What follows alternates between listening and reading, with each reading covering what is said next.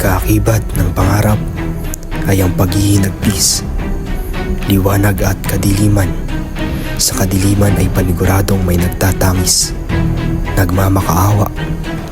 Hindi na ako makapaghintay sa araw kung kailan wala ang kadiliman. Kaya sa aking mga kalaban, no limit ang hire. Ako si Jose at ito ang kwento ng aking inang bayan.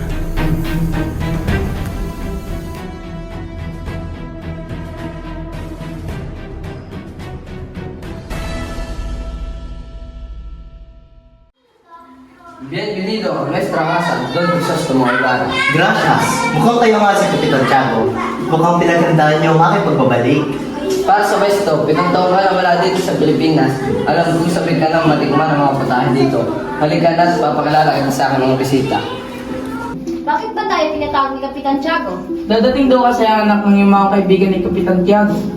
Dapat hindi nilang pala ako marito. Nag-aaksaya lang ako ng oras para sa isang Indyo. Pero ipagpaumanhin niyo po, tayo nasa bahay lamang ng isang Indio. Oh, nandiyan na pala sila. Ginarangal papakilala sa inyo si Don Crisostomo Ibarra, anak ni Dora Pael. Siya ay nanatili sa Europa ng 10 taon. Ikinalulugod ko kayong makilalang lahat. Binabati ko po kayo sa inyong pagkatili. Ako po si Teniente Guevara. Nakilala ko na po ang inyong ama at masasabi ko po na isa siyang marangal na Pilipino. Siya si Isabel, ang nag-iisa kong kapatid. Siya naman si Don Diporcio, ang isang doktor. Siya naman si Doña Victorina, kasama ni Don Diporcio. Siya naman ang punong kura ng San Diego, si Padre Damaso. At Senyor Ibarra, siya naman ang ating Guardia Civil. Halina Kapitan Tiago, pauwi na mga bisita at handa ng mga pagkain.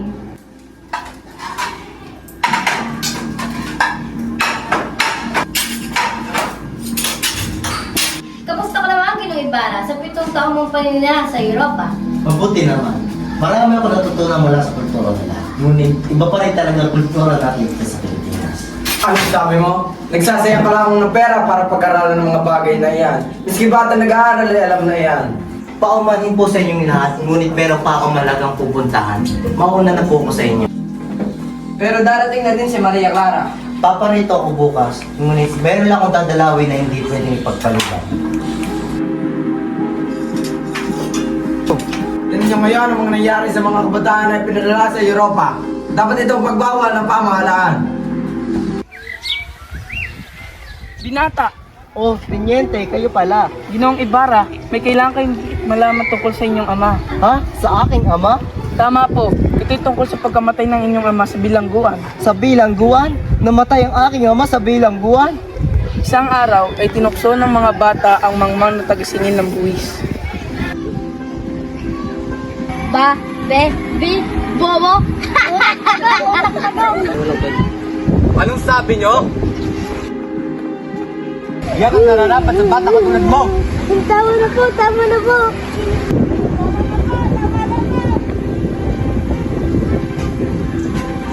Hoy, hindi mo dapat pinapatulan ng batang paslit.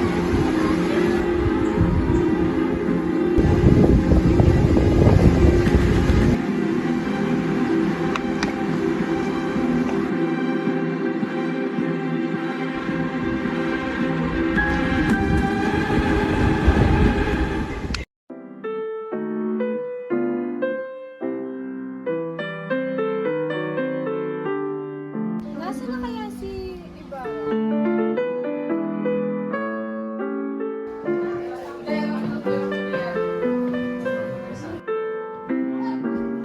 Oy, Ibarra, andiyan ka pala. Magandang umaga, Tia Isabel. Magandang umaga din Don Crisostomo Ibarra. Ngunit bakit naparito ka? Gusto ko lang pong makita si Maria Clara. Nariyan po ba siya? Andeng! Maaari mo ba tawagan si Maria Clara? Pakisabi, nandito si Crisostomo Ibarra. Binibining Maria Clara, nandyan po si Don Crisostomo Ibarra. Ha? Si Ibarra? Nariyan, nasaan? Maria Clara, Ibarra, magaling naman at nakapunta ka rito. kumusta ka na?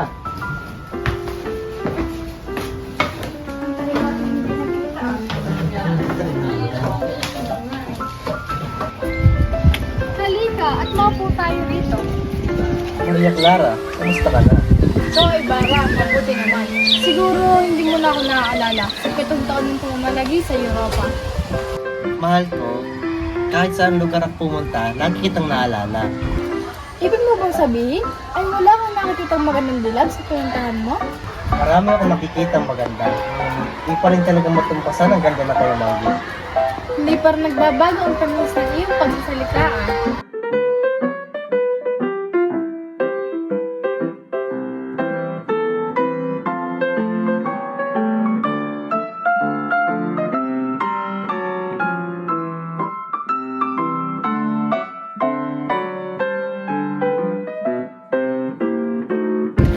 Mahal ko, kailangan ko na nga palang pumunta sa Santiago. Dahil bukas ay araw ng mga patay. At kailangan kong dalawin ang aking yumawang anak. Naunawaan kita. Mag-iingat ka man. Paalam, mami.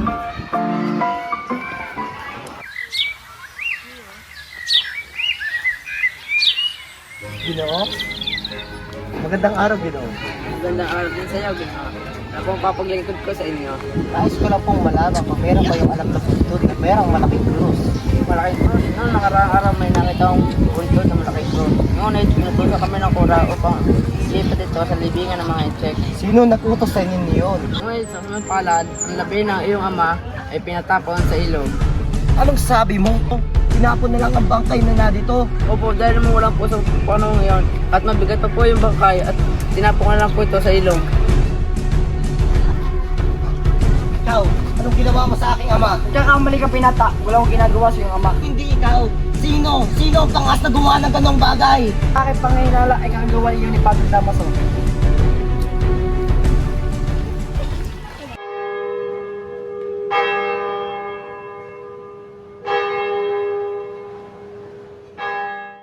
Patakin mo ng maigi ang lubid, Crispin. Baka sabihin ng sa standby na tinatamad tayo. Paano po yan ang hinina na ako? Halika, lupong muna tayo. Kuya, magkano ba sasahurin mo ngayon? Eto, 2 piso lang. Kuya, pwede mo bang bayarin yung sinasabi nilang ninakaw ko? Naloloko ka na ba? Ano naman kaya ipagbibili natin ng pagkain kay inay?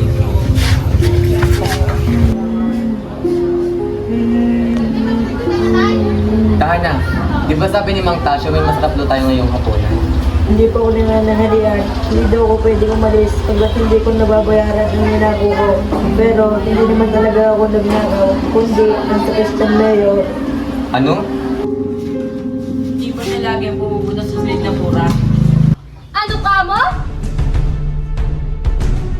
Hoy, Basilio, mumultahan kita ng kalahati sa hindi mo tamang pagtugtog ng kampana. At ikaw, Crispin, mananatili ka dito hanggang hindi mo binabayaran ang iyong ninakaw. Halika, sumama ka sa akin. Kuya! Kuya! Makulit ka, ha? Kuya! Kuya! Inay! Inay! Inay! Oh, Basilio, ano nangyari sa'yo? Si Crispin po! Bakit? Ano nangyari? Napagwintangan po ng sakit sa mayor si Crispin. Naku, Diyos ko po! Kinaratangan nila ang Crispin ko. Hayaan mo, bukas na bukas, makikiawa ko sa mga kura. Halina't kumain ka muna dito.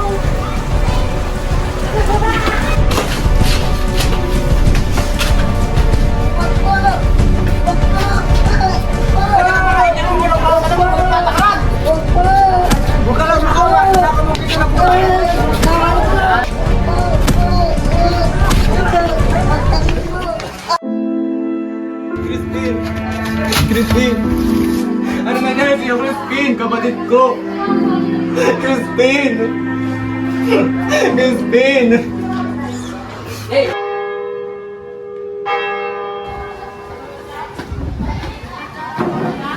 Magandang umaga po. Pwede ko po bang makita ang anak kong si Christine? Huwag ka lang magkailasisa. Pagkatapos magnakaw ng iyong anak, ay kaagad siyang umalis. Dahil dito, ay nagtusa lang ang ipagbigay ang ng gasto sa mga Guardia Civil. Marahil ay nasa inyo na ang mga Guardia Civil upang dakpain ang mga anak ko. Naku po, mga anak ko! Di ba ikaw si Sisa? Nasa mga ninakaw ng mga anak mo! Ninakaw! Wala po ako nalalaman sa mga sinasabi niyo. Halika! Sumama ka sa akin! Hindi ka makakalayan kasi pinabalik ka mga ninakaw ng mga anak mo! Wag po! Wag po! Wag po! Wag po! Wag po! Malandali ka di hanggang hindi nagpapakita mga anak mo! Wag po! Wag po!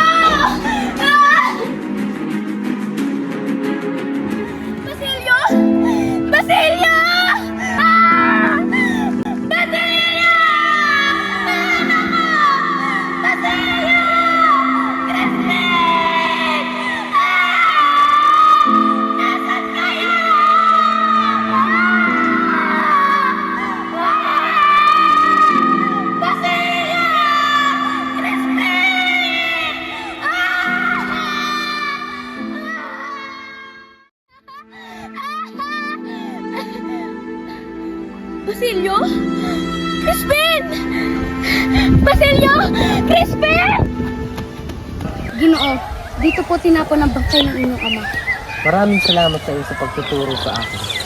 Wala po iyon. Marami po akong utang na loob sa inyo.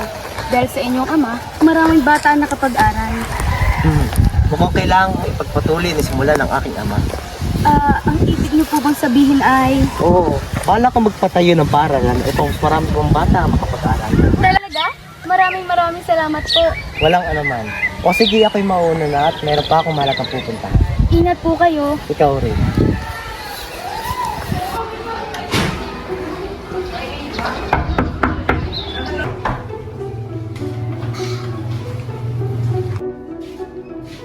Magandang umaga po, Magtasyo. Tinong Ibarra, tuloy po kayo.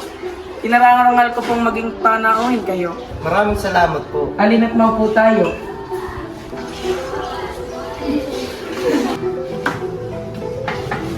Ano pong may paglilingkod ko sa inyo? Nais ko po sanang humingi ng payo patulad po ng binigay niyo sa aking ama tungkol po sa pagbabalak ng pagpapatayo ng bagong paaralan. Kung ako inyong tatanungin, nararapat na sa kurang kayo lumapit dahil sila ang may lakas at siya rin may kaya, tungkulin at kayamanan at kailangan niya din ng tatag ng loob na siya mong magiging gabay. Paano po pag ako'y nabigo?